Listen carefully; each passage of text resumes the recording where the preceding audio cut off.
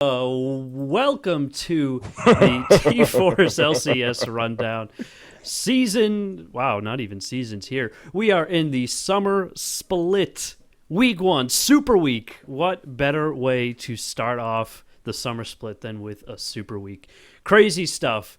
Amazing games going on. Lots of upsets, lots of cool new teams in the mix. So much happens.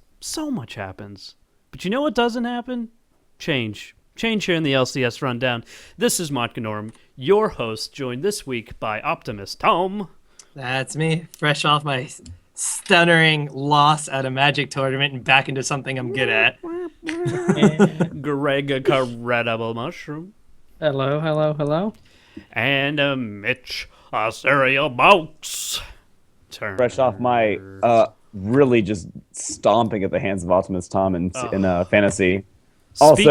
Speaking sunburn of, as hell. Speaking of fantasy, we have so much to talk about this week. We've got our fantasy league to talk about. We've got Super Week to talk about. Let's hit the format.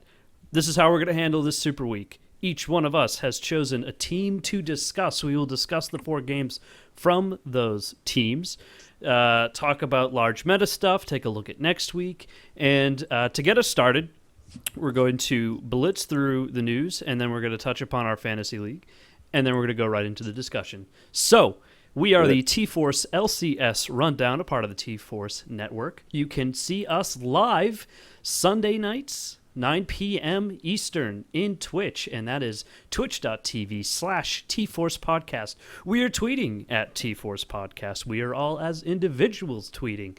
Me at Montgonorum, Cereal Box at Cereal, what is Cereal yours? Box with a Z. Box with a Z. Optimist There's Tom a way to at make that. Optimist Tom, and Greg, you are tweeting at GRRUSSO. Grusso. Or you can roll your R's and you can be Grusso. Grusso. See, I don't have the European flair. It's got to be Italian. Yeah, I can't. I just rolling R's isn't my thing. Fair enough. We are taking feedback, and I've judged by today's discussion, just knowing what's coming. There's going to be lots of feedback for me, and that is feedback On this corner, I think. I don't actually know where it is. It might be this corner. I'm not sure which one it is because I'm not watching it, but yes, and that one will of these be corners. Feedback at trinityforcepodcast.com, and of course, leave us reviews on iTunes. So let's hop right into it. For those of you who have been living under a rock and don't know that Riot released a fantasy league for their LCS loveliness, well, there it is. They released a fantasy league for their loveliness, and it is fantastic. It's a ton of fun, and No, it's not. We have set up a little bit of a wager going on. We have the two Trinity Force. 2/3 of the Trinity Force, at least, network battling it out. We have the LCS Rundown versus the proper show, the Trinity Force Podcast. Unfortunately, somebody, Greg, was not able to get in, so we got a throwback. We got Wrecker's Penis right in there. Just You're basically down your best player. Shoving it right in. We took our best player and just shoved Record's penis in its spot. And oh my god, we should have had Greg because of his stupid clairvoyance into like every pick that's out there. That's what I'm saying. I would have rocked it. That was I great. don't But know. you know what? But now we'll never know. You know what we though? will know. We rocked it anyway. We Tell me who to pick, absolutely destroyed this week. I'm not going to do the math now, but overall, T-Force LCS podcast took victory over the Trinity Force podcast proper in overall points. Let's see. For the matchups, I took on DeClaude this week, and thank God for my balancing of European and North American players. I was able to crush him by about 100 points. Wrecker lost, unfortunately, to Dom. And then we had a little bit of an incestual match. Cereal Box got absolutely manhandled. That's a rape. That's a rape. Absolutely manhandled by Optimus Tom. I don't feel good right now. My butt hurts a lot. I'm sorry, I can't hear over 560 to 384. Oh, it was so disgusting. I feel so bad for you because now, like, what do you do? What do you do, Mitch? What do you like? You've got Meteos and High, which is great. Well, maybe in I the thought future, it was. Maybe. I thought it was great. Maybe. Whoops. We'll see. We'll I talk mean, about that in a little bit. Yeah, but we'll get into it. But overall, this has just been a ton of fun. We're going to start putting some skins on there. Next week, we have a really exciting week. I'm actually up against you, Mitch, so maybe that's an easy that'll win be a for lot me. of fun. But we will. Cloud9 has a rough week, but we'll see. We'll see what's going on. Right now, you have me beat out estimated, but it'll I don't be even good. care about estimations anymore because it only ends in crying and These tears and estimates shame. are absolutely terrible. I think It'll be we were good. supposed to be close, and then it was not. It's going to be a ton of fun. So yeah. At the end of all of this madness, we'll total up all of the points together and see which team, this one, gets to wear the ultimate podcast hat on the Fantasy League. So I think actually if you go back into the vaults of the T-Force LCS Network's Twitch channel, which of course is /T-Force Podcast, you will be able to find the recording of our live draft, which was a ton of fun. Oh my gosh! No, it should be. That was live the whole time. Yeah, it was. I had a great. friend who was watching, so it was pretty hilarious. Oh, absolutely great. And speaking of things that are absolutely great, what a great Super Week. Segue. Love the segues. It was a super week around the world, kind of. Do we want to briefly touch on the Asian scene Oh, real yeah. quick before we jump in? Because there was a lot that happened. There were playoffs for both the Chinese and Korean scenes that finished up this week in the last 2 days. Even though this is a long weekend for Memorial Day, I didn't even get a chance to because I was just I just found out. LCS all the time. So hit us up, take us through it. Well, the finals for the Champions Spring happened, which, if anyone has been paying attention, we had who else but Najin White Shield and Samsung Blue making to the finals, Yep. which I don't think anyone predicted would make it there. And Blue took it in I don't know what kind of fashion, but they took the finals, which is a lot of points. We'll put them in good contention for Worlds because they pick up that 400 circuit points. Yeah. Big deal going into the World's contention, I should say. They took it 3-1 actually over White Shield. So White Shield's still in good place. Like that's 200, I think, or so. So 225 circuit points. Yeah. White Shield's looking really good for circuit points wise, but going into that matchup, a lot of people are saying it's either going to go one of two ways. It's going to be a full 5 games, 3-2 for Shield, or it's going to be Blue kind of stomps it out a little bit and wins like 3-1. It wound up being 3-1, but Najin White Shield had some very questionable champion select choices. Like, I believe they picked a Nidalee into a Kassadin. Ooh. And it was not fun times. Like, they did wind up winning a game, and they looked really good in the game they won, but that was game 2. Like, game 3, game 4, it just looked like Samsung Blue needed to win it. And let's give props to the man who got MVP. Dade, especially his last game on Yasuo, he played out of his mind in that series. And so that actually puts Blue tied atop the circuit point standings with SKTT1. Like they're exactly tied at 450. So right now, if it was to end right now, and if they put those top three into Worlds, it'd put both the Samsung teams into Worlds with, I don't know how the tiebreaker would work out, probably a 1-game tiebreaker, but it would be both of those teams with SKTT1 going to Worlds. But I mean, White Shield's in good position. They're not that far behind. They're only 50 behind Ozone. And then it drops off a lot past that point with Bullets being in 5th, about 130 behind. A whole split. They have the IGN. summer 2014 still has to happen, but a lot can happen considering 400 points could put any of 6 teams atop the leaderboard. But that still has to happen first. So we'll see. It could get really crazy over in Korea. I'm excited. I'm excited because I'm going to eventually pick a time where I start paying attention to that scene. And it'll probably be when I have enough time to watch all of EU, including NA. It's just so much. It's hard to find time for everything. It's so much League of Legends, goddammit. How can you everywhere? That? How can you? That's a good problem to have. Speaking of, just briefly, I honestly can't talk a lot about it because I didn't pay attention. Just saw that it came up, but the LPL just finished their spring side.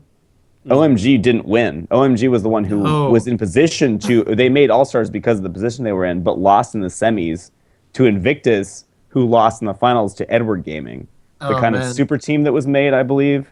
Mm-hmm. a while back. They won 3-0 in the finals over Invictus. They crushed Invictus. I mean, that 3-0 is pretty damn crushing. The one thing I'm kind of trying to look for here is towards the end of the LPL split, OMG was already locked in first place, and they brought Cool back. Jia Yang was playing with them for the whole season. They brought Cool back for the last 2 games. He actually got corrective eye surgery, so he was out for most of the season. I believe there was another health-related issue. Don't quote me on that one. But he was out for health-related issue plus eye surgery. They brought him back for the last 2 games where they wound up like tying and dropping a game. And they still were leaps and bounds ahead. So they go to All-Stars. They lose to SK Telecom T1K. Cool was playing in the Fire and Ice event for Calmei, who had to step out due to family issues. So he stomped through that. I want to know, did OMG run Cool and not have the synergy? Was Allen completely, was Pomelo completely on tilt after All-Stars and all the hate that he got from the Chinese community? I don't know, but IG, who were not looking good during the LPL, beat them out 2-1. Like, the number 1 team lost to the number 4 seed in the playoffs. And then Edward Gaming, well, they just stomped over IG. Like, the super team, the second place team that only really lost to OMG, just rolled over the competition. OMG did get 3rd place. They beat out against World Elite, but still, like, things are shaky in Camp OMG, which is really rough because according to what I've heard, they've just got their first, like, major, like, sponsorship, and things could not be looking good for them. They finished 3rd after taking 1st place. It's not acceptable, kind of, I want to say. Do they know how the Worlds qualification goes for China yet? Is that going to be summer, kind of like the LCS for NA and EU is going to happen, where nothing matters in spring and everything in summer matters?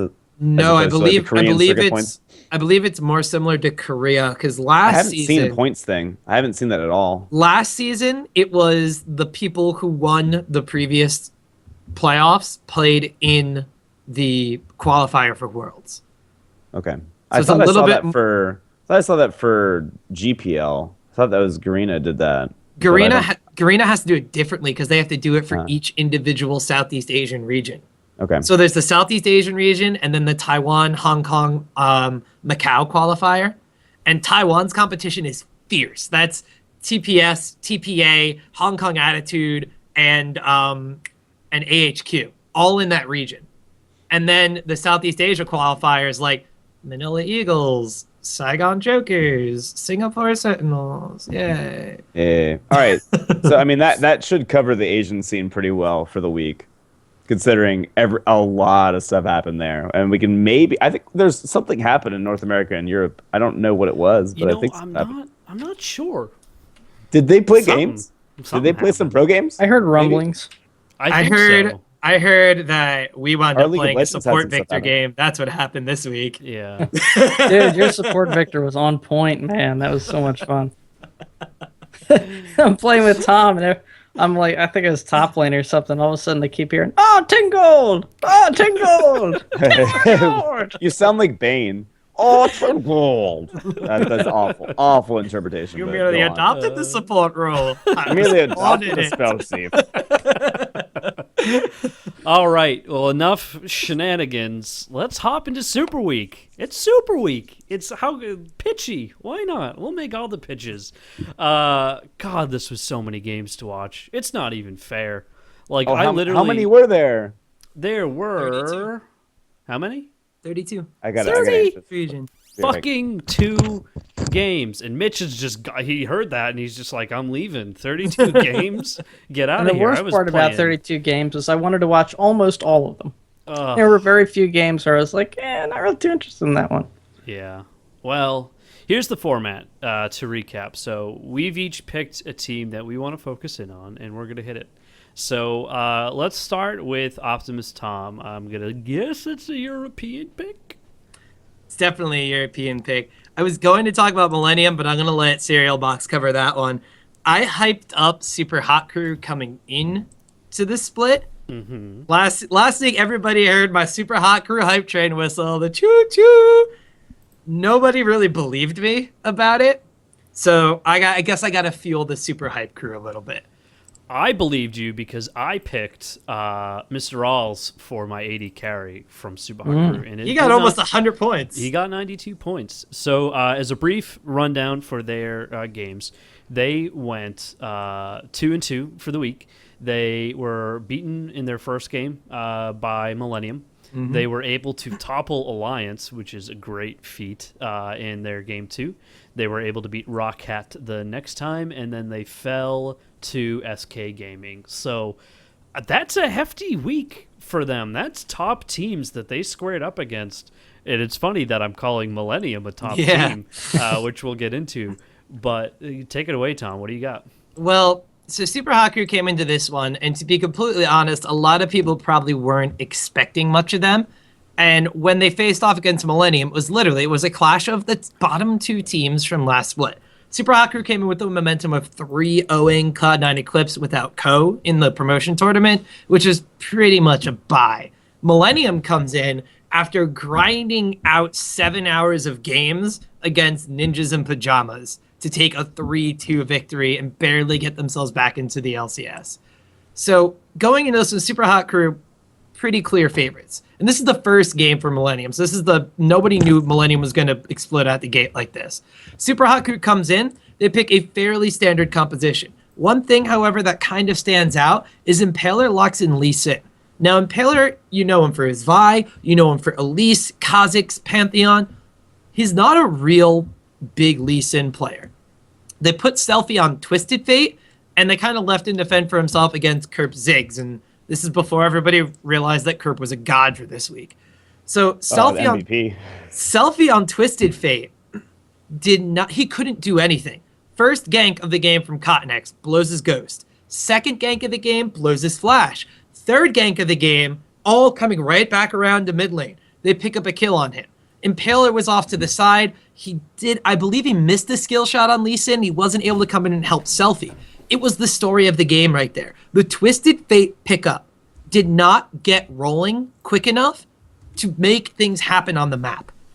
Millennium shut that down hard, and Impaler's Lee Sin choice, something that we don't see on him very often, it didn't pan out because he needed to gank lanes early to get something snowballing, specifically mid lane. He didn't really go up towards Mimer on Aurelia. It was an Aurelia versus Shyvana matchup. 2 immovable objects pretty much met against each other in that top lane.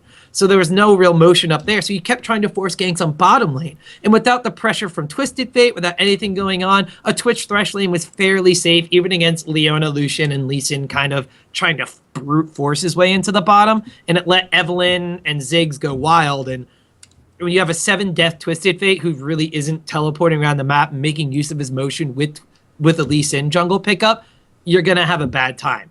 But now, I didn't catch this game. How many of the 4 support kills were early on versus late game where maybe it didn't matter as much? It was more like once they grouped up, Leona was in the fray and wound up taking kills. The biggest thing about this one was how hard Millennium shut down Selfie. After he performed in the promotion tournament, a lot of people were like, okay, well, maybe he's good. He beat up some challenger players. Millennium was like, no, this guy's going to be the playmaker, especially on Twisted Fate. And they completely eliminated him from the equation. And that just let Kerp get huge.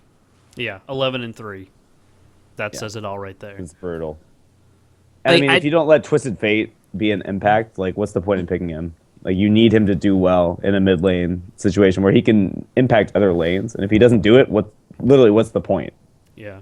In Aurelia, you would ideally want to get some good kills on there, some decent farm, and then just have that spiral out of control. But 1, 2, and 6 compared to with 17k total gold and against their 22 with Kevin and Shyvana at 4, 2, and 10. Yeah. I didn't see the game, but it didn't look like the matchups really went all that well for Super Hot Crew, and they were where they were. It was more of once Super Hot Crew couldn't get things done in the laning phase, they would try to group up and they would try to fight because Super Hot Crew were a bit more coordinated than this one. But you had Kevin come down on Shyvana a little bit more often than Mimer on Aurelia, like to contest for objectives, to make sure that the movements in lane to take down towers were a little bit more secure. Like the rotations were more crisp from Millennium, even though the team fighting was actually better from Super Hot Crew, which is something that kind of transferred over to the next game where they wound up having to go up against Alliance, which was extremely unpredictable, like especially when you have Super Hot Crew losing to Millennium. The last place team beats the second to last place team. Now you have the EU Super Team who took third place going up against this team that just got destroyed. Alliance. You kind of expect Alliance to be heavily favored. Shook takes his Lee them to Sin. fold a little bit. Yeah. So Super Hot Crew came into this one with a little bit of a different approach. They give Selfie something that he can do things with, but when they group up, rather than trying to be the one to make things happen. So they give Impaler his Elise. 1-0-14 now. Complete opposite of his like 3-5 game on Lee Sin before. He got the work done in the lanes that he had to get a Mr. Rowell's Draven extremely far ahead of Tabs' Lucian and Yasuo from Selfie going. This was the fight that they wanted. They had Elise Cocoon to lock people up. They had Draven, Shyvana, and Thresh displacement, all to trigger the ultimate for Selfie. So it was pretty much the team, and it was like, all right, Selfie, if you're going to do something this game, we're going to set you up for it instead of making it happen. And that superior team fight from Super Hot Crew, or at least the coordinated team fights they have, kind of caught Alliance by surprise in this one. It seems that the only person who was really even able to get going was Tabs at 6-3-2, but across the board, everybody else just not doing well. And Hey, Tom, Yep. I got a good question, or for Optimus. I've pulled up Tom. a few of the either Tom can answer this. I pulled Or up Greg. a few of the, I pulled or Greg, but Kim- you, No, you, just have, Tom. you have the EU Kim stats Jong-Greg. knowledge. I'm looking at some of the picks bans for a few of the games that I'm interested in because I pulled up the Millennium SHC game, a few of the other ones, and all 4 of the ones I looked at have Lee Sin, and all 4 lost that game. Did he do that poorly overall for the week? Is Lee Sin maybe falling off due to some of those recent nerfs? Or I didn't know if that was true for most of the games in Europe. So going into the last day, Lee Sin and I believe Lucian were 100% pick. Lucian lost 1 game, the Alliance game. I think I want to say he lost 1 game. He had like an insane win record. Lee Sin had won 1 game. I don't want to say it's a Lee Sin problem, however. It's a who is using it and what happened. Point in case, I don't know if anybody's going to touch upon Gambit, but Diamond Prox is the Lee Sin of Europe. It was his best champion. He got destroyed on Lee Sin in that game. He just did not have a good game. Lee Sin is somebody that needs to make stuff happen on the map, and he needs to be able to. He's good for poke comps if you can't get Elise because he can throw damage in there. He's good for pick comps because you can insect somebody back into the team. He's really good at making things happen quickly. But if Lee Sin just kind of sits in the jungle and farms up against like a Nocturne or an Elise or a Kha'Zix or somebody who can just duel or go into a lane and gank at a later level, Lee Sin's not nearly as strong. So some of the teams that were picking Lee Sin and not going for early dragons, not going for towers, or not pressuring the solo lanes, like Lee Sin's a complete useless pick in that aspect. Yeah, there's a lot of. I'm just looking through all the games, and the one you're talking about going into that last day, Lee Sin was picked up in the SK Fnatic, the first game of the day, or first game of the week in general, and that won for SK, and that was it for a while, which is kind of interesting. SK won with him over Super Hot Crew as well. I think that was later on going into Super last Hacker day, actually yeah, won with that's him true. too in the game against Roccat, which I don't even know how to like break this one down as much. I guess it was because Super Hot Crew with Moops could not play Kassadin. So they always banned Kassadin. They always first banned Kassadin. And going into this game, they were like, we're not going to ban Kassadin, we're on blue side. And Roccat was kind of like, oh, we're not going to ban Kassadin. Super Haku doesn't play that. Selfie played Kassadin. Selfie got a triple kill in front of the Baron pit, and things went really wrong for Roccat. Roccat pretty much, like, it's really hard to say what Super Hot Crew did right in this game, because there's just so many things that Roccat didn't do, or just completely dropped the ball on. Like, quite literally, overpowers Orianna.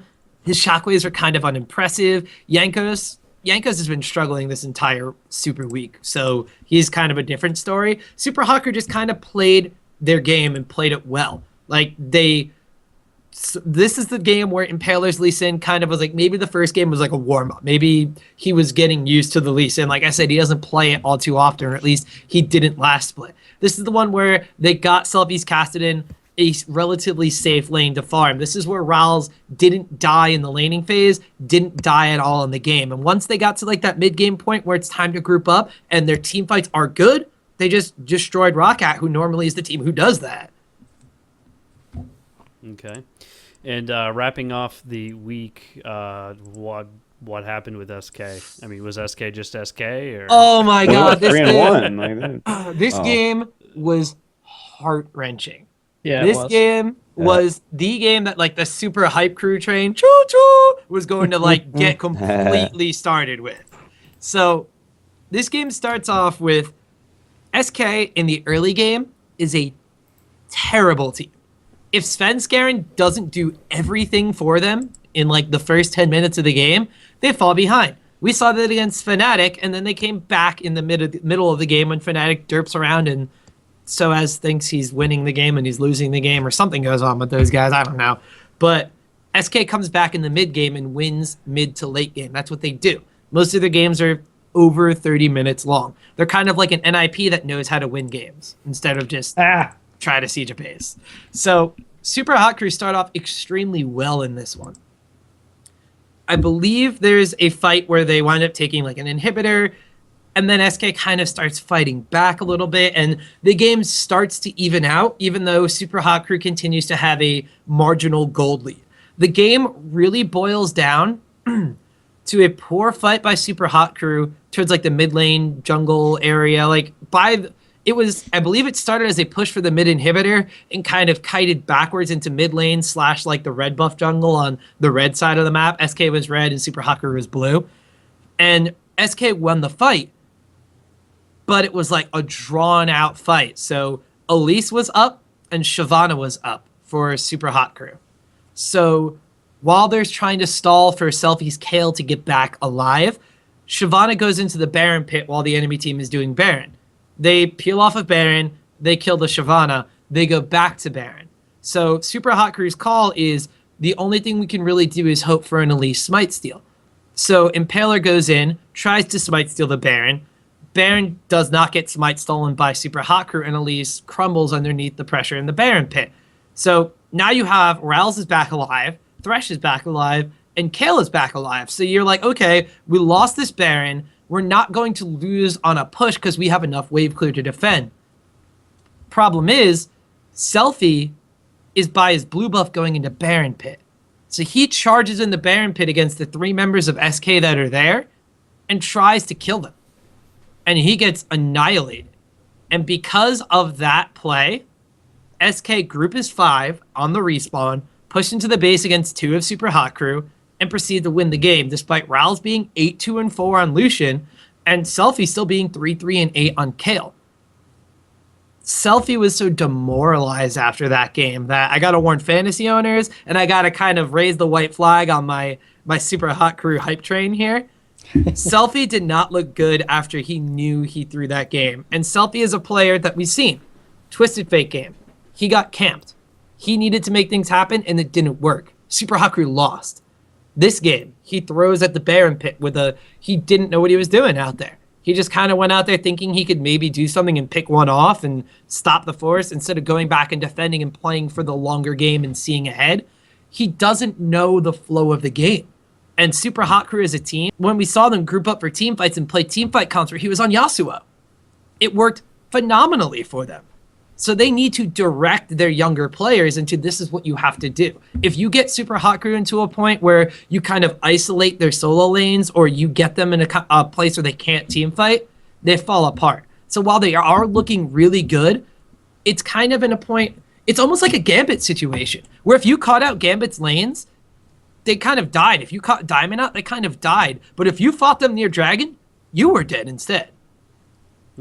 So keeping with Gambit here, looking to... I just want to make one point about SK real quick. Sure. One observation I made. And I'll see if Tom agrees with me here. Is Jez's holding them back from being a world-class team? Oh my Because gosh. it looks to me like they kind of. He's continually The getting struggle. caught. He's continually looking lost in team fights. I hope he does. He's losing lane. Why is he not being swapped out for a more dynamic mid laner that could really put them in contention for the top spot and maybe a decent shot in Worlds? I can answer that Go very for it. quickly. You know what it is? It's because he was the highest scoring person on my fantasy team by a mile. I was about to say, who has him on his fantasy team, and is That's it me. beneficial for him? And to he stick is around? by far my best player, and I still got shit on. So, Yeah, it happens. Oh, weird. So there's two big issues with Jesus. One, he kind of has selfie syndrome, where he thinks what he's doing is right, but he can't really look at the game state properly and identify what he has to do. When you put him on a farming mid laner, when you put him on someone like a Kale, who like in later game team fights, it's the job to ult whoever's dying and just provide heals and supplemental DPS. Kale, Nidalee, his top two champions. The other champion he's pretty good with, Ziggs, who can clear waves and help other lanes without leaving his lane. Jesus is a solid lane phase mid laner, which I think is why he kind of suits SK. SK needs, like we said before, if Svenskeren doesn't make things happen for them, they don't do anything in the early game and they fall behind. Maybe they die in lane a couple of times. But then you get to the team fighting phase and SK outmaneuvers you, outplans you thanks to N-rated, and just completely dominates you in the mid to late game. Jesus also suffers from a second issue, which is kind of related to the three champions I talked about before. He doesn't play anything dynamic. He is a terrible assassin player. His Zed game, last split, terrible. His Yasuo game, this week, terrible. His Twisted Fate, oh wait, he hasn't played that yet. So I kind of feel like he's a great mid laner for team fights, but he's not dynamic enough to really fit that stereotypical, this is what EU mid laners do kind of mold. I wouldn't even say he's that awesome team fighting. It seems to me a lot of team fights he starts off wildly out of position. And that creates an issue that SK then needs to solve before they can look at winning the team fight. I mean, like every team has a weak person, right? Like there's always the one dude that's a little bit behind everybody else for the most part. I don't know of any team in Europe where there's one standout player that looks so far behind his teammates than Jez is on SK. I would have to say that I'm going to kind of counterpoint a little bit and go out and say that SK's map movements are based around Jesus not having to really set things up or be somewhere important. And I'm also going to go out on a limb and say if I That's had the to football helmet strategy. if I had to replace someone on SK, it would be Steady Freddy in the top lane because he You're is kidding me. He is completely uninspiring. He doesn't do I disagree with you on that one. much. He's not a carry top laner, but he's a rock top laner. Like he's very solid all the time. That's And great. he can make some plays. There's plenty of solid top laners, even in the EU LCS, who outfarm, outperform, and outmaneuver Freddy. Freddy is really great at just being in his lane. Like, that's the thing. That's why I think SK is this team where if you took Jesus or Freddy out, they wouldn't perform better. Because they are so set on, we need our solo laners to do this in the laning phase for X amount of time before anything we can do happens. And if See, Sven look at Skaren does Arinity in the something, chat room. I never see Freddy lose lane, he says. that's because you never pay attention to Freddy when he's in a game. How many times do you see Freddy on the LCS broadcast? You never interview the guy because he's too shy. He never does anything in the game. Like he's steady Freddy. He will always be. He's like if Curse were a player, it would be steady Freddy. I hate Steady Freddy that is so much. Like How Curse, dare you insult Freddy like Curse that? will How always, dare you? Curse will always be okay. Like I do not ever see Curse really falling out of the NALCS. That is steady Freddy. Have you been He's watching not. this week? He's not Dyrus because Freddy wards. That's Would one. you literally just do you literally just look at the chat for that? Yes. I looked at the Because chat. I just posted that He in is chat because they not- were saying somebody said he never loses lane, so I figure it's like, well, that's a all right comparison at least a little bit. I think Alright. if you had to do anything with Freddy, I think he'd probably be better off playing more split pushy type champions than he does. Because like you said, he's very comfortable in his lane. I would say start playing to the strengths on that one. Well, I feel like that's what they do. They play to the strengths of Freddie. Most of the time they do. Sometimes they don't, and it just boggles my mind because he's not as impactful. But do you ask me where he is when he's on the broadcast? He's usually pressuring top tower, which is a good thing. Like, I look at Steady Freddy, and I look at who he replaced, who's Kevin, who's on Millennium. Kevin will outfarm. Kevin will outfarm Freddy, and Kevin will roam around the map and make things happen, and then go back to split pushing. Like, if I had Freddy on Shyvana or Kevin on Shyvana, I would take Kevin like 10 times out of 10. All right, 9 times out of 10. The one time I would take Steady Freddy is if I'm trying to win a neckbeard contest, because that man has a lot of hair. Although Kevin this week was rocking a beard, and it looks really good on the boy. All right, well, throw 2 wheels on me and keep shoot going. me off a mountain. We're going to segue here over to... That was a terrible That's the joke. first to my I've team. ever heard of We're this. going to my team real quick. We're gonna We should keep probably it in- We should do it quickly so we can get over to NA eventually. Who launches Yeah. segues off of mountains? The CEO who died. By Not enough going people. off a segue. Anyway, Millennium. Let's hop right into it. So Millennium went 3-1 this week. Surprisingly. Very Right, surprisingly. Well, riding Home- coattails of their 3-2 fight to get back into the LCS. Absolutely. They're clearly showing that they deserve to be there and really, really want to be there. They crushed out a good few teams there. And I mean, we look at we already, look go at ahead, the sorry. teams. Rockat, Super Hot Crew. Who else they got? They lost to the Copenhagen Wolves. Beat Gambit. And they beat. I mean, but who doesn't beat Gambit? I mean, Gambit's SK Gambit's doesn't- a weird SK. place. Yeah, And Jesus. it all ties together. Look at Isn't that. it hilarious that you think you'd expect that Gambit wouldn't do well against some teams, but then the one team they beat is the one that's consensus, And it's like only it's top tier of EU LCS. It's only because it's the EU. I know, Everyone no, has to that's beat what everyone. makes total sense. That it's right now. There are 3 places in EU: first, fourth, and sixth, and that's it. There's nothing else, which I think is hilarious. But Millennium really showed up really, really hard. Took down Gambit, who was reeling, I think, a little bit from. I should say way more than a little bit. Losing Alex Ish. That's a big deal. Losing one of their mainstays and probably their most vocal member, I'd say, of their team. I shouldn't say vocal, but considering he's the only one who knew English for a long time. Mm-hmm. But beat out Rockat, who was really hot last year, and by last year I mean last split, and who have gone 1-3 so far, and beat Super Hot Crew, who was surprising. I'd say they were. I know we just talked about them. They were one of the biggest surprises I think of this week. Probably the biggest surprise besides Millennium, who I would have put the top one there. But then lost to Wolves, which is like, wait, really? And Who have lost so many of their team members. The in Wolves are last looking few weeks. horrifically weak. I'm very worried about them. They just lost so many people. 1-3 this week. 1-3. Yeah. You got Airwax and Woolite, but like, what happened to the rest of their team?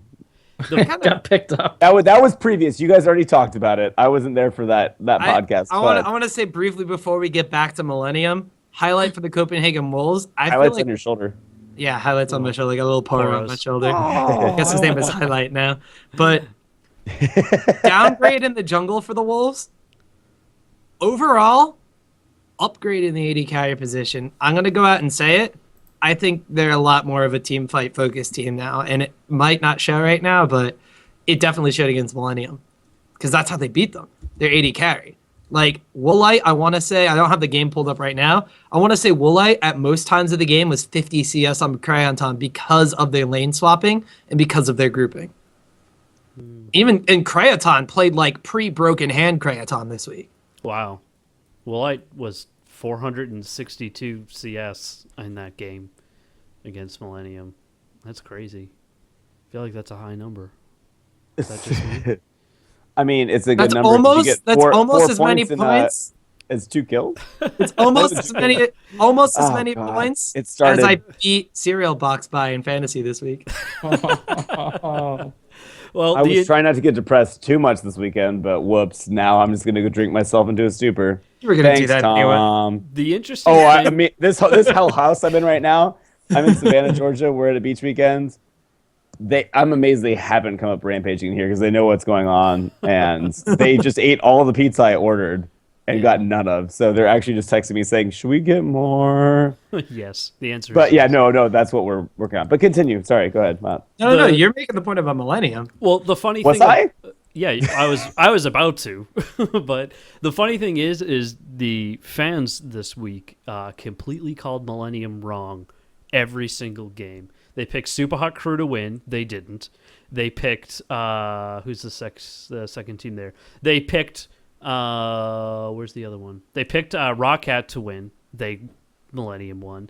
Then they kind of figure out like, oh wow, Millennium's actually doing pretty well. They'll totally beat the Copenhagen Wolves. Copenhagen Wolves win. And then they go on to Gambit and they're like, no, Millennium's Millennium. They're gonna lose, and Millennium wins. I am really excited to see how Millennium does this split.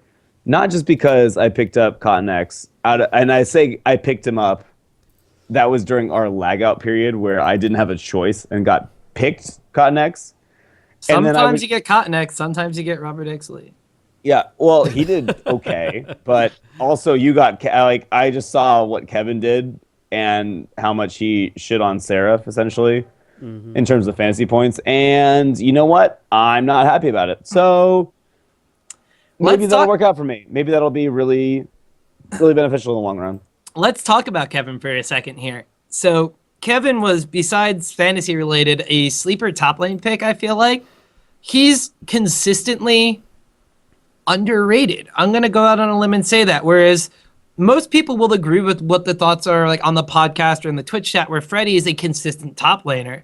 People don't look at Kevin and see that he's a consistent top laner that's also a carry top laner. 68 kills last split. He led the EU LCS in overall kills. He got 20 in 4 games. He almost got a third of all of his kills from last split, 28 games, in the first 4. Like, that man is insane. And between him and Kerp, like, you probably killed more people than most teams in the EU LCS this week. I don't even want to talk about it because he just shit on me. You should talk about Kerp. I'm pretty sure someone has him on his bench somewhere. I don't even want to know because I'm just bitter.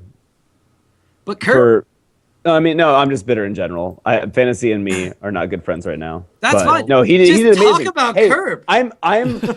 Here's the thing. Like, all right, you know what? You talked about how much people were voting on Millennium to essentially lose 3 out of the 4 games, and they obviously won the one that people wouldn't vote on them for, or voted against them for, or for them for. Sorry. At the same time, who would you have expected to pick up the MVP for this week? Because if you'd said Kurt before this week, I would have called you a liar and just somebody who was picking some random person. And he's the one. So, like, he deservingly got it, but he just crushed this entire week. Deserved MVP. Not anyone you'd expect, especially considering he was almost out of the LCS, 1 game away from it, even. Kerp honestly just looked like he was having more fun this week. I mean, he had 2 out of his mind Ziggs games. The 11-3 game against Super Hot Crew to name one. He got LeBlanc through picks and bans and destroyed on it. And then I believe he wound up picking Fizz as a counter pick. And like, since Tabs has switched to AD carry, like the one mid laner you would expect to play Fizz is Kerp. So I believe I forget who exactly that one was against. I want to say it was against Rockcat. It was against Rockcat. It was a Twisted Fate. Kassadin. Kassadin. Oh, yeah.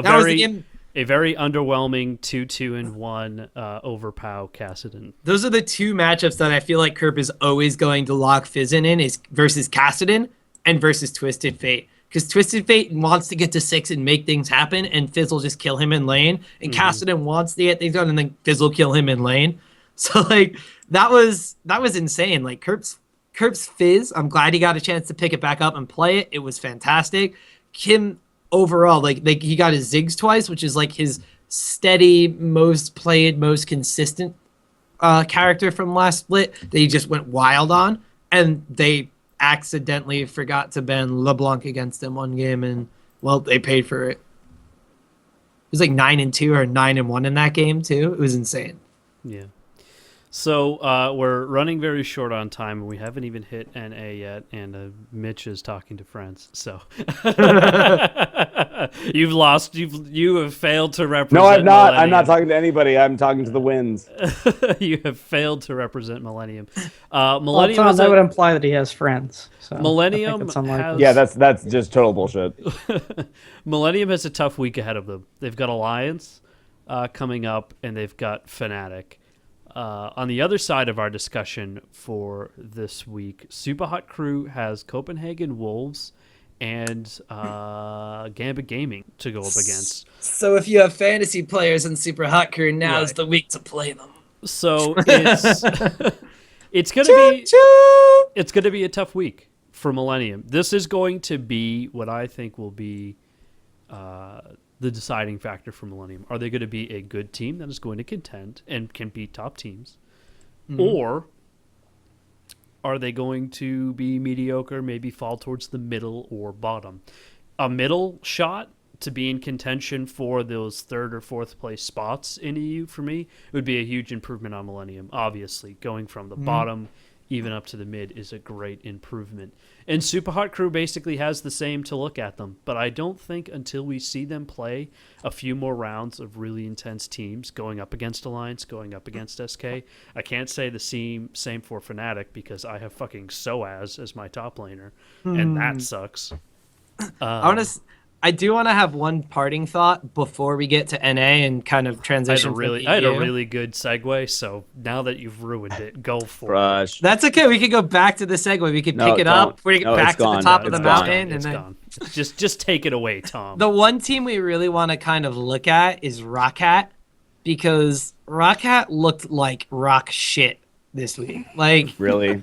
they, Is that the technical term? Well, are you going to go with that for Dignitas and the Rock Solid, even though they don't qualify for that? no, I'm not gonna go with that. They one did well because- enough where they can't qualify for Rock shit. So. Well, Rockhat were uninspiring. They did not look like Rockhat from last split. Overpow, as much as I love the guy, he didn't really wow me. Like, most of the time, the game plan for Rockhat is Yankos does his thing in the early game and gets lanes going. Like, he either goes to mid lane and gets Overpow rolling, or camps bottom lane so Celiver can go even on CS with the enemy AD carry. But this week, Yankos is getting killed. The only jungler that he did fine against was Diamond Prox's Lee Sin, and that was a featured matchup in the broadcast, and they're extremely similar play styles. And this time, Diamond Prox had a new mid laner, so Yankos just kind of abused that. So every other matchup, Yankos didn't do anything. Overpow had to sit in lane and farm instead of moving around and getting things done, and they got completely shut down. So if Rocket doesn't step up their game, if they lose these two games, one's against SK. Yeah, So that's gonna be a a tough really one. hard fight. It's And well, one- it'll be more telling, I think, than being difficult, because if they can topple SK, even if they lose to the Copenhagen Wolves for whatever weird reason, you can It happens. you still see at least some potential out of the team. If they lose against the Wolves, though, like Rockhead are looking like I know it's really, really far away, but when you already have 5 losses under your belt, like, you're looking to be one of the bottom teams in EU. And I don't know if it's motivation. I don't know if it's play style being figured out. Like, it's too early to call right now, but Rockhead, like, they kind of need to get their shit together. Well, Parting- speaking of getting your shit together, there is one team that was able to do it. See, I revived. Segue. This is not a segue.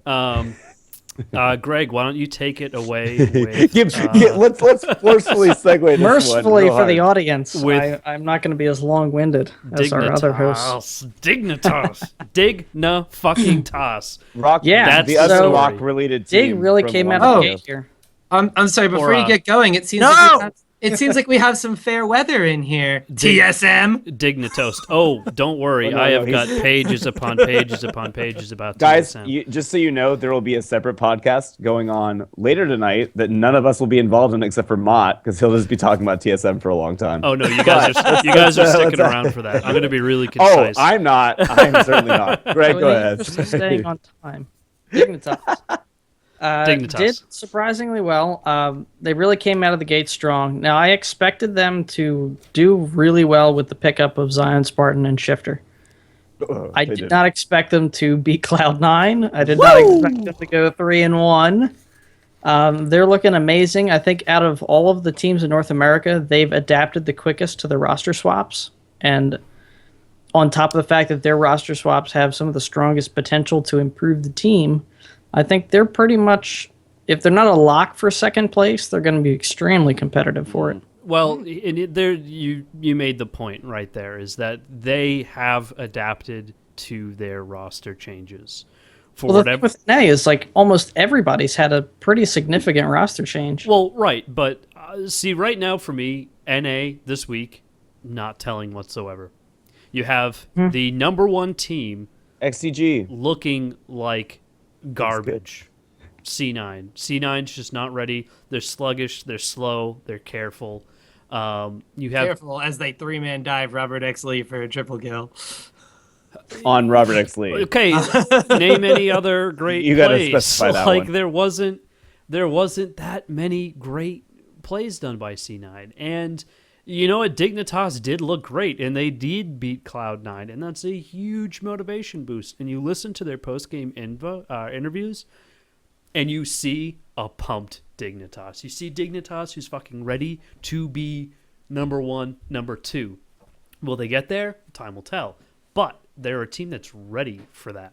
And that's, to me, that's almost more important. Attitude is the biggest thing that Dignitas has in their arsenal right now, other than their roster changes. And they've got all the tools. They've got the healthy attitude. They've got Scar in the coaching position, who's obviously doing a great job with how the team's adapted. They're clearly making the most out of their practice time compared to all the other teams. Yep. And in terms of the individual skill of the players, they're great. I mean, Crumbs has really stepped up. Cutie Pie is awesome as ever. Zion Spartan is back to carrying games. Shifter And is Shifter, scary. Shifter's so like the scary. North American overpow. Well, you've got to have that I don't attitude know. because Does he they have the brought dreamy in eyes? maybe that. I think though that you've got a solid foundation with a bot lane that hasn't changed, and you've brought in people who want to dominate a 1v1 situation every single time. With Shifter, who's already looked good, Zion Spartan, who looked pretty good despite being on a mediocre team, and it's only been a week. Like we can't. I would love to just write them as being a great team. They could easily be top 4, and are showing it right now from that first week. But if you put in that kind of confidence into the 2 solo lanes, that's huge. Like Absolutely. you really can't put more boldness or machismo into any other lanes but mid and top than just say, hey, we're gonna win these lanes, or we're going to just like do our best to make sure you have a horrible time. And Shifter and Zion are doing a great job of that. Really quick question, because this confused the hell out of me, and I'm not a meta guy. I don't play ranked like you crazy kids do. He doesn't play League. Those were air quotations spend for the a lot. podcast I spend a audience. lot of money on that, though. For a game I don't play. No, I do play League. I buy skins, I just don't play the game. What is this double jungle horseshit that I see? It was like a ton of games this week on the NA side where you've got 2 people running around the jungle together, farming together, and it's the hell just thing, fucking right? chaos. That was It's a happening reaction before. from All Stars. That's happening. Ugh. Oh, that was happening It's way the before. worst. Last Why is that? split.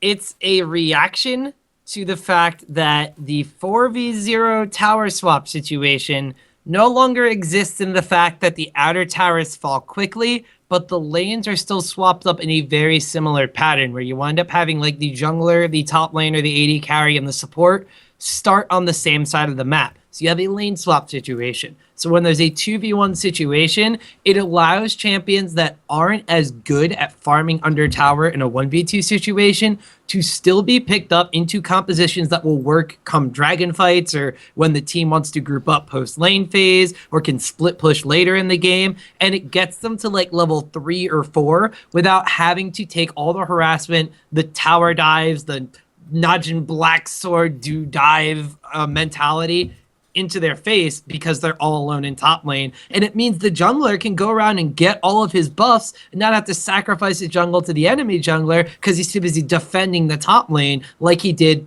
4, 5, 6 months ago. I think Once another you thing get that's something. happening is a lot of the times when the tower have been fast pushed down, the idea of starving the top laner hasn't really come out because half the time, by the time mid game rolled around, the top laner would have frozen the wave way deep and be free farming the whole time. And by the time they come out of the laning phase, they're even stronger than they would otherwise be. So now the focus is more on when they're pushing to slow push that tower, delay the experience, delay the minion gold, and to counter that, you've got the top laner running around in the jungle with the jungler trying to get experience that way.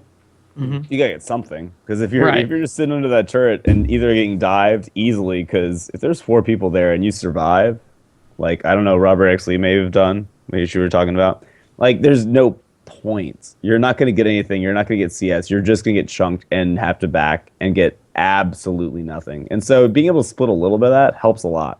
Now what I'm surprised about is I thought that was happening at the end of last split. I thought that was already happening for a while. And It so I don't kinda think this is was. happening to it was All-Stars. showing some signs of it, but it really became catalyzed in Worlds when Well, you a lot got of the more international everyone saw teams were it. able to execute it a lot better. It was also a different patch where the 4v0 tower push was no longer as viable because they gave the extra armor to all the outer turrets. Top and Yeah. bottom. Yep.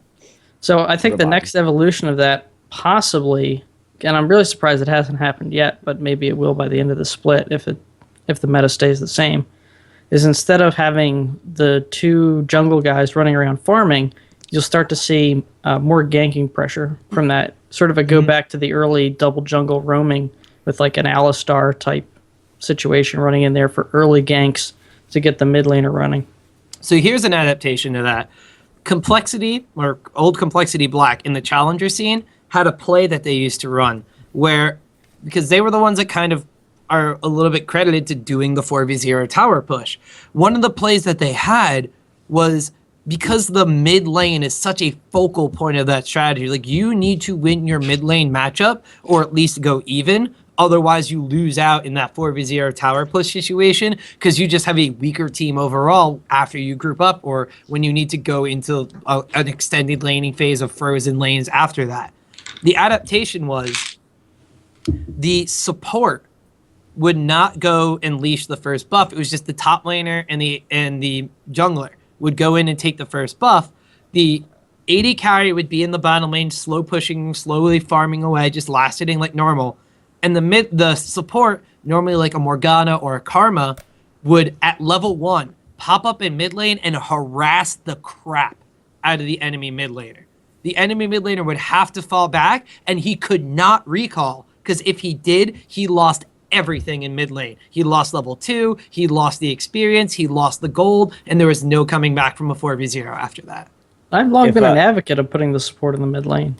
If I'm doing team builder, that's one of my favorite things to do. It makes a lot of sense for so many reasons, especially if you have a CC support like a Morgana, Leona, or a Thresh.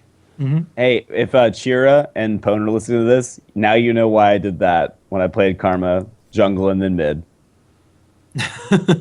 Even though it made no sense at the time, and then I fell asleep, it was still effective. I don't know. Call me old-fashioned, but this lane swapping, double jungling, get the fuck out of here. Just play here's a segue to TSM. lanes. It's coming, guys. No, I'm not even done. I'm not even done with Dignitas yet. I mean, Dig looked great. We're talking.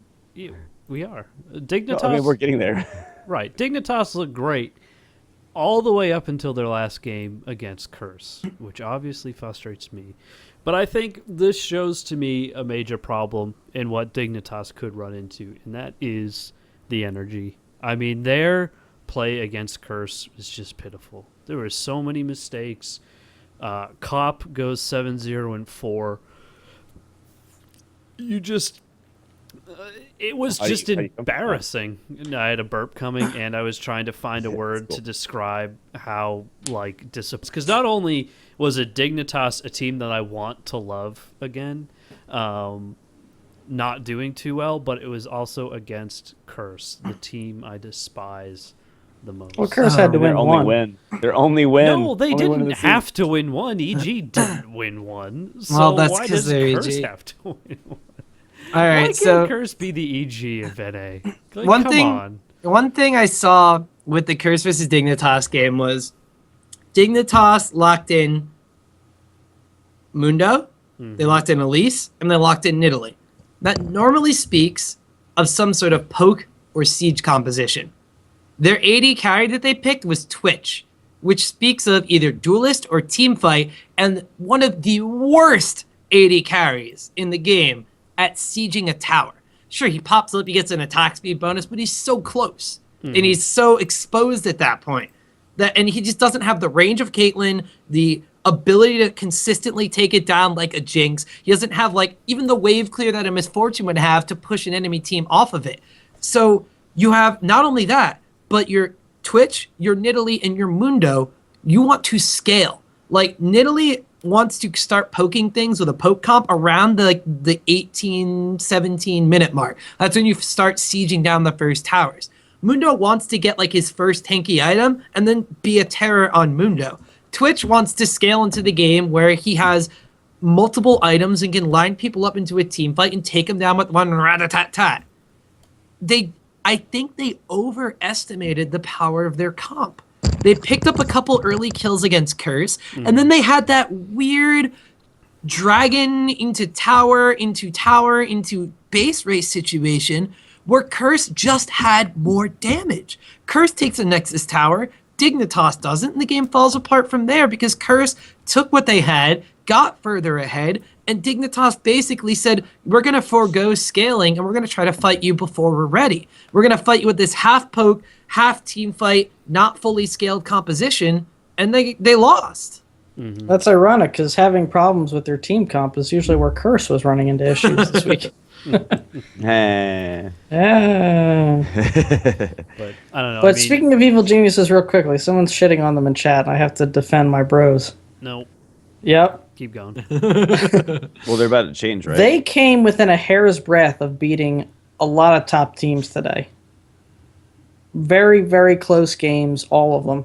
They made a really bad call with one with another ill-advised base race, speaking of. But, I mean, they were able to hang, I think, a lot closer than EG of last split. They're still obviously not able to get over the hump and close those games or come all the way back if they're behind. I think Alltech was probably a bad pickup. It seems like they didn't have many good options. And that's the one they tried, and that's like kind of the best they could do. But who knows? I have a hard time seeing them not getting relegated, but I think they might actually win the relegation again and be back next year. Somebody has to be there, and right now, if you look at just this week, which I'm going to say a billion times, I don't think this week was a very good indication of how teams are going to be performing overall. Which I think it's a good indication of how EG and Curse are going to be performing, which is... we'll see. But Complexity, is a good example of a team who got stomped over and over and over again, yet they were able to beat Cloud9? And their post-game interview was pretty brilliant. I actually have a lot of hope for Complexity. That was a very good post. Like they got up there and they were incredibly knowledgeable. They were able to break things down really, really well. And they gave a little insight into their team philosophy, and I think it's a philosophy that's going to carry them very strongly going forward, and that they're focusing on what they call winning conditions. Right. I think that's a really great way to look at the game. That's something actually to kind of full circle this to Dignitas really quick. That's one thing that Dignitas is doing before, like they're doing behind the scenes now. You give credit to Skara as a coach, you kind of have to. I got a chance to cast with Skara at Lone Star Clash, and I got a bit of insight into what we wanted to do with his Dignitas. Like he wanted to make, if he's not playing, he's going to make it the team that he would want to lead to Worlds. So what he's doing behind the scenes is he's kind of modeling after Complexity. They have a manager, they have a coach, they have really cool ringtones. Lots of dancing on stream. They have plays, they have strategies, they call things out to each other. They also have a really good support staff. I know Zion Spartan in his interview called out Comely, who ironically is Drunk Skara, as their macro strategist. He's the guy that, like with Complexity, is the guy that says, this is how you focus, like this is what you do to go towards winning the game. This is like your overall sight on this. They have a life coach, Malixia, I think his name is. I don't know. It's like Y's and L's and X's and I's and A's. It's really weird. But he's a life coach to get people like Zion and Crumbs and Shifter like under control and focused on the game and make sure that there's nothing else really bothering them and they can give their all in the game. And if there's something bugging them, the team hashes it out. Like, there's complexity despite their poor performances, and Dignitas, who had a good performance, the support structures for teams, harkening back to an episode we talked about a while ago on the rundown, this is where the esports organizations need to move, and this is the results you can get. A team of pretty much people thinking they're going to get 8th place can beat Cloud9, and a team with 2 new players can be second place after the first week of the split. Right. Well, forecasting out to Dignitas's upcoming week, they've got some challenges ahead of them, and this is, again, like every other team, going to be the mold that they're going to be forming themselves into. They have LMQ on Saturday, 4-0 LMQ. Yeah, I have a theory about LMQ, though. And I think a lot of the North American teams just haven't adapted to them. I think yeah, next week they're going to have a rough absolutely time. agree. And I think a lot of the teams right now are really shaky because of the roster changes and because of a lack of preparation on C9's end. But they also face up against TSM, which, vroom vroom, segue. There we go. I'm actually going to keep this Wake me up. incredibly brief because Do segues vroom vroom? Because we are over time. Seriously, yeah, we got are. real. We started. kinda like we started were very a little late. bit. Pointing fingers. We started very late, but Hey, the Um, Me LCS this Rundown. time. this week was a classic TSM week. I actually have like pages of notes on each game, and I won't get into them. But this week is a pretty classic week for TSM. Lots of mistakes, lots of hair pulling, a couple of really nice fan-pleasing fan-pleasing Moments. moments.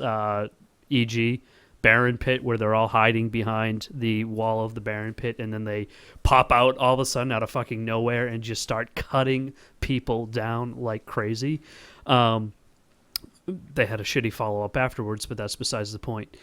Moreover, I don't even really want to focus in on the actual in-game play for TSM this week, because despite all of that kind of chaotic, shitty games, underperformance by some people, they went 3-1. It's like TSM fanboys are on the wall saying, "Scoreboard, scoreboard." Fuck was very you. nearly Anyone who It it's like doesn't- anyone who called them as being okay for the split is calling scoreboard to the Right. people who wrote them off a little bit. I don't know who the- I'm pointing at, but it's one of the Hi! The You know best what? part- I think the scoreboard I is said they were gonna be deceiving because that fine. was very nearly 2-1. But the best part Very is nearly. that doesn't make sense. if you 2-2? listen to Well, if you listen to the post-game interviews with TSM, Bjergsen made a comment in one of them saying that right now Glebe himself, or who said that? Somebody said this. Said that Amazing Glebe. It was Amazing you said it. Amazing Glebe and Bjergsen are the people who are shot calling. So all the new guys, relatively, are shot calling. However, a couple pages back, Dyrus in a post-game interview right after their complexity game, I think, said that Glebe, well, he's not really a shot caller right now. He's working his way into it, but he's not like, he's doing it very sloppily. He's not doing great. So there's obviously internal turmoil as to who's calling what shots, and it comes through in their gameplay. It's terrible. In one game, in that same post-game interview where Dyrus did this, what would seem like two players, a crazy dive on, I think, a Jax, where he goes in Renekton, like, pops his ulti, blows his cooldowns, comes out, goes back in, you're like, oh my god, he, like, waited for his cooldowns to come back in, he mitigated that perfectly, that was awesome. In his post-game interview, Dyrus was just like, yeah, I got really bored of being in top lane and nothing was happening, so I went in and then I changed my mind and I was like, oh, my cooldowns are back up, so I went and did it. You got bored, Dyrus? Really? is anyone shocked?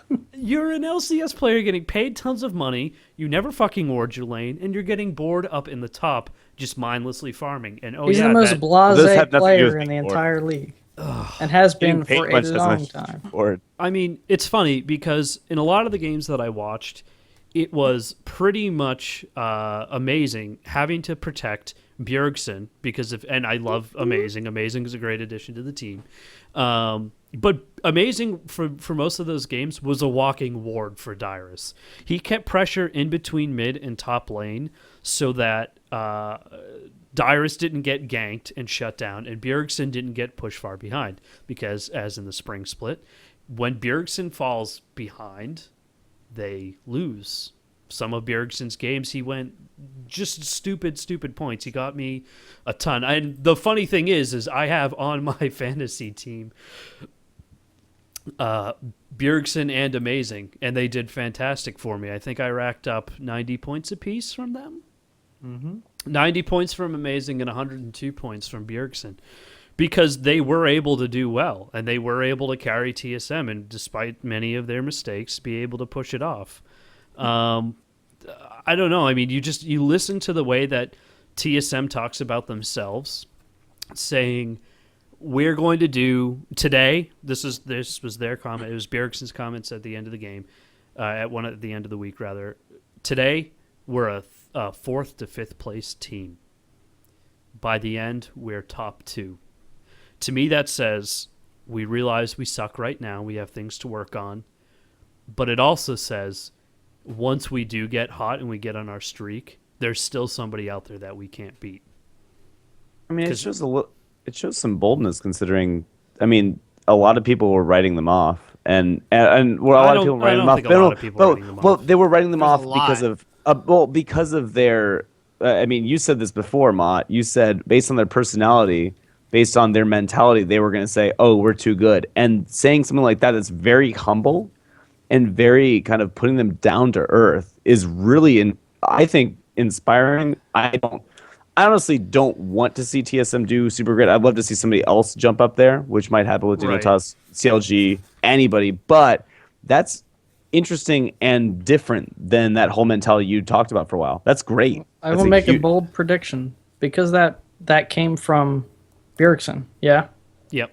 that makes perfect sense. You know where it didn't come from? Dyrus. Yes, I think Dyrus And it's not right going to now- come from Dyrus. And if Bjergsen thinks He it's was going to come sleeping. from Dyrus, he's very naive. Dyrus is an old player. I think he's set in his ways.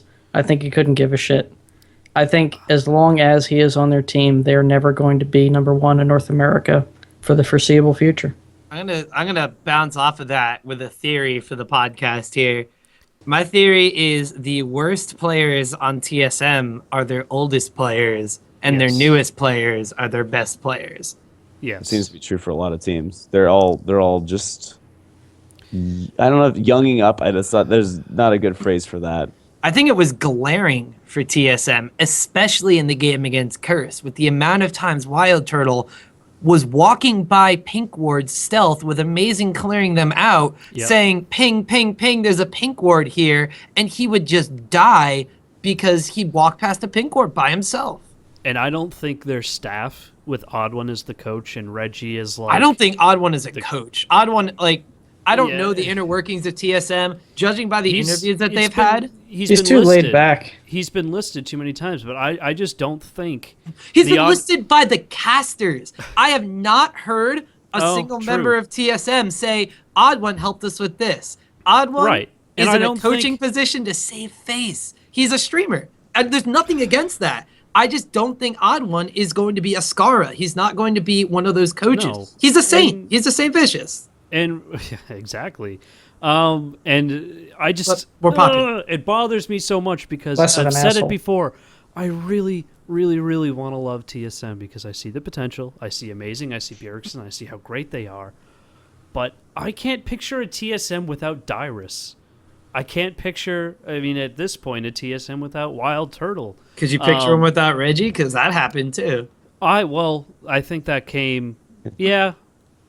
I guess that's a good point, but I don't know. I think keeping so Turtle much, is a good idea. I think I so don't much think get needs rid to of Turtle. change about this team, and I think Dyrus right now is their biggest cripple. The guy still doesn't even ward. You guys, See, you guys are saying Turtle- that you're Turtle saying can that improve. 1 Turtle week can into a new synergize with his lineup. lane.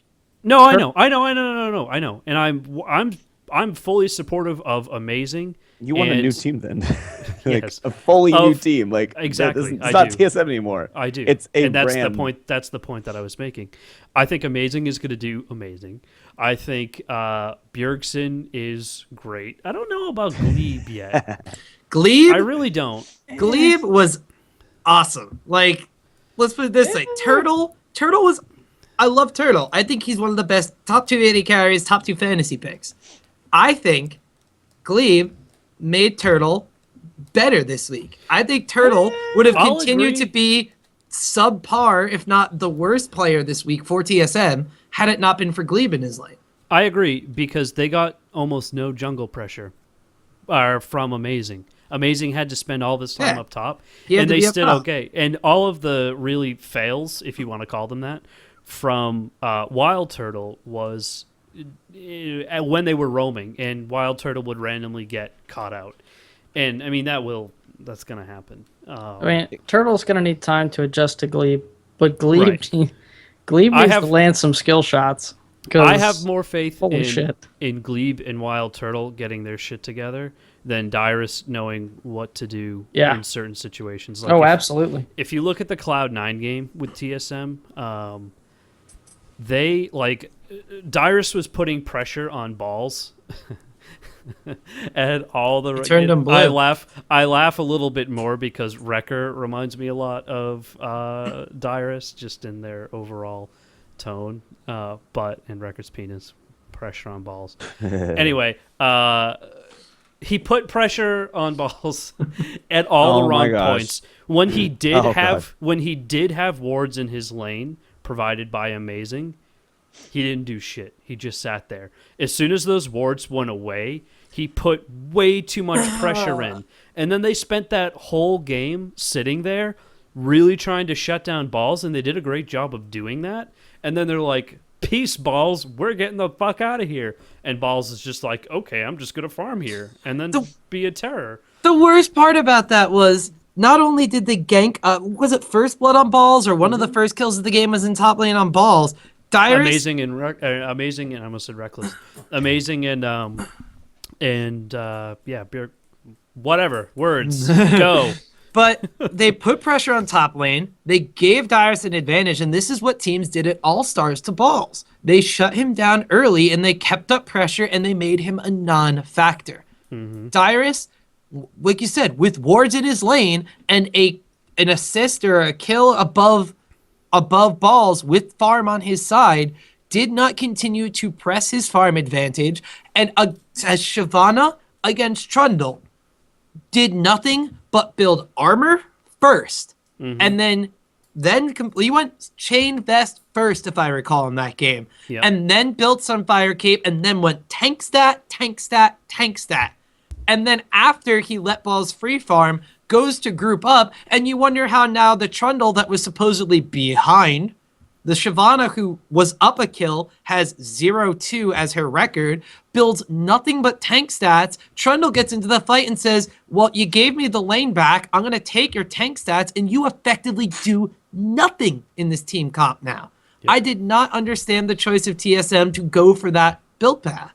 And unfortunately, I think if you look at the week as a whole, again, people are going to see the one game where Dyrus went 9-2 with Shyvana because he got seemingly, I think it was like 2 sets of 3 kills, one after another to end the game. So realistically, it was a 3-2 Dyrus and then a game pushing win. They're going to look at that and go, no, Dyrus is a good pick. Keep him I on. mean, let's put it this way. Dyrus still a the top TSM. laner. That's the TSM, by the way, that I'm coming off of. That's the fan I was for TSM, where TSM can do no wrong. Sometimes they have a bad game, but they just can't get here. And then I got really tired of their shit, where they would make stupid decisions like this, and I'm done with it.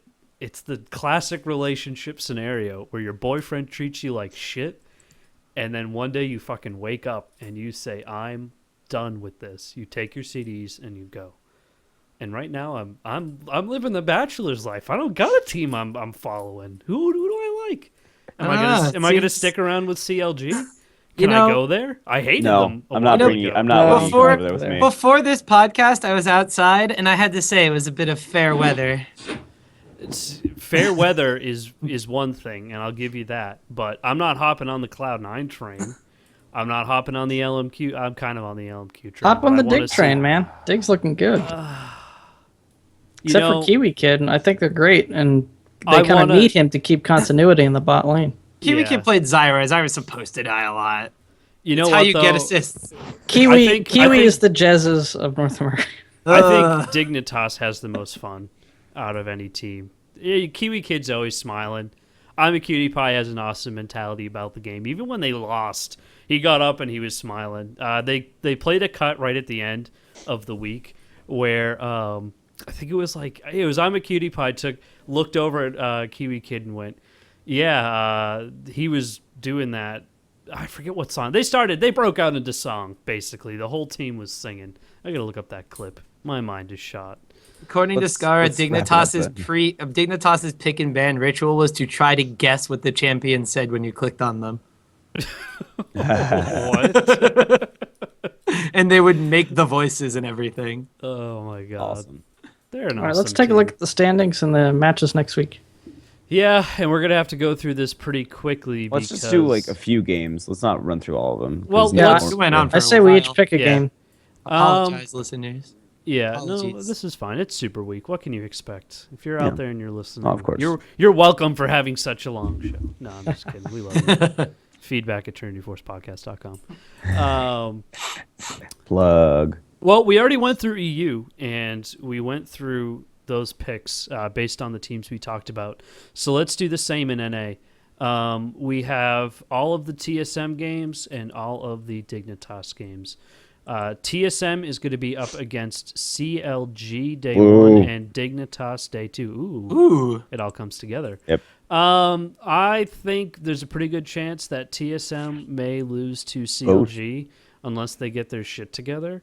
It'll be definitely interesting to see. I think CLG is one of the teams that understands you need to fuck up Bjergsen in order to win. And with a lot of teams banning out Amazing as well, it's pretty easy to shut down TSM if you activate those two abilities. So I think CLG is a smart enough team to make that happen. I think Dyrus beats Seraph. Yep. Okay. And Dexter probably beats Amazing. No. right. And since the next TSM game is going to be a double, we'll take Dignitas first. Dignitas on LMQ. Dignitas Yeah, I wins. Dig LMQ is going to be the seminal game Tom. Now, for next week for Tom, North America. if Dignitas wins, what does that mean for Dignitas? And if LMQ wins, what's that mean for LMQ? In your mind, They're already 4-0. what If does that show Dignitas- you? If Dignitas wins, it shows me that there's... So LMQ, Chinese playstyle. We've seen it already. Very aggressive, very good in the early game.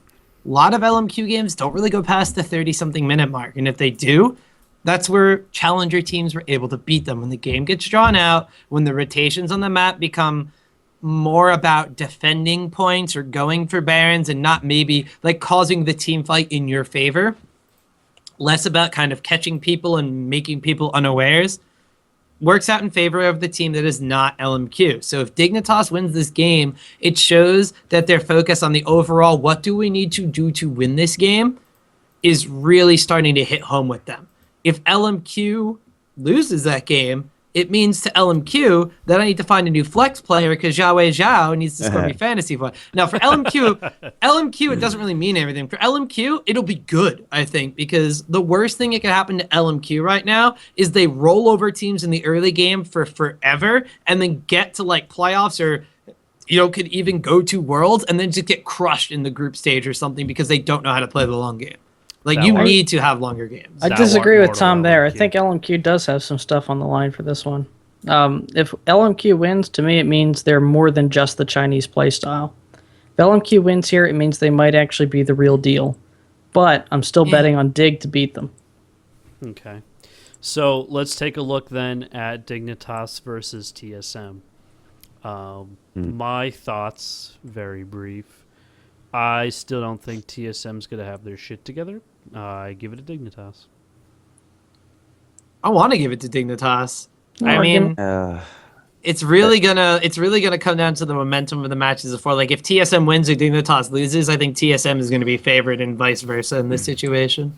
Gives the advantage of momentum there a little bit. Because those are both big games they're playing in. They're big rivalry for CLG TSM and then LMQ Dig. Like, if they can hand LMQ their first loss, that'd be a big confidence booster. Well, and LMQ is going to need it because their next game up is against Cloud9. And if Cloud9, if this week, there were a couple of post-game interviews where it was said that Cloud9 is a team where after a loss, they snap their shit together and they're like, whoa, we just lost. Let's practice like hell, put our heads to the dirt, and just friggin' roll. And if they closed out strong today. Right. Their last win was convincing. not thought. But they convincing lost enough. 2 in a row there too. I mean, they're going to be up against Curse, which should be a pillow fight, but then they hit Cloud or LMQ. No, it's not a pillow fight. It's a pillow fight versus a brick. Like that's Right. it. Right. But it'll be interesting. It'll be a good week. I have to figure out who's going to be my new top laner. I have Zion Spartan, but statistically, Soaz did better than Zion Spartan. So Zion's my flex pick right now, and I don't really have many great things. And I guess this is more a question of Tom because I feel like you're more antiquated with these things. Can people start leagues mid-season? I believe you can They can. start for the They first can. couple of weeks at least. Oh, okay. They can. Interesting. Awesome. Well, I need to find a new top laner. There's shit left in our league. There's Freddy, steady Freddy. Quas, which I'll never pick up anybody out of Curse, despite what their numbers are. Quas is Should have all. only left And- Chris. Quas has been stinking it up top lane. Oh my Yeah. goodness. He did good against Dignitas. How is Mega Zero? He's not a starter. We seriously, He's not a is this starter, just I how- know, the but I'm podcast? just thinking, I guess, for TSM. I don't know. Well, you Maybe- don't get team points for the individual players. I want them to swap him out for Dyrus, but that's a place for the future episodes. We've gone long enough, I think, for a Super Week episode. They're always going to be a little bit longer than others. We have been the T-Force LCS Rundown. Do not forget to send us feedback at trinityforce.com. All the words are just mixing at this point. Feedback at Trinity Force Pod. Wow. You know what? I'm done. Try it one more time. Somebody Feedback at Somebody else take trinityforcepodcast.com. us out of this. It's very easy. Does the Trinity Force proper still go live tomorrow night, even though it's It a does. holiday? It does. So you guys should tune in for that, 8 o'clock Monday. Same bat Also time, same Wednesdays. bat channel. Also Wednesdays. It's not the same bat time, it's just the same 8 bat channel. p.m. Both times 8 are done. Eastern. Also Eastern time. Wow, we're doing real well. Toms Yeah. have signed off. I'm supposed to be the drunk one. What's happening here? No, Trinity Force proper goes live 8 p.m. Mondays and Wednesdays Eastern time. We go live 9 p.m. Sundays. And, of course, our brothers over in Australia. Flip your monitor upside down for the Oz LOL podcast of Australia. Well, they don't go Actually- live, so it doesn't matter. I actually want to tune into that one. No, I they wanna don't go tune into live. that one because I want to That's hear not if they. fair. I want to hear them touch upon Dignitas abandoning the Oceanic team because they did not qualify for the Oceanic League. Yeah. But that's pretty much it. Those are the 3 ones. We just had our big Victorious Gaming tournament last weekend, which was pretty amazing. But I'm sure there will be another one kind of coordinated with the T-Force podcast hopefully soon because a few of us are double dipping in that, including myself. And yeah, I've got nothing else to plug here. All right. Well, I'll plug myself. This has been Montgonorm signing off. Joined this week by Optimus Tom, Oh, I signed off a while ago. I'm done. Mitch Stereo Box Turner, Have a good night, guys. and Greg. If there's any reason to join us live on the show, Greg Kim Jong Russo. The glorious leader. Believe in the shroom 100%. Probably the join only us- person in the podcast who's ready to go for some solo queue after we sign off here. And Not me. Well, I have Game of Thrones, sir. Oh. I'll double the As a other. reminder, we do go live Sunday nights, 9 p.m. Have a nice night, everyone. Bye. See you, everybody.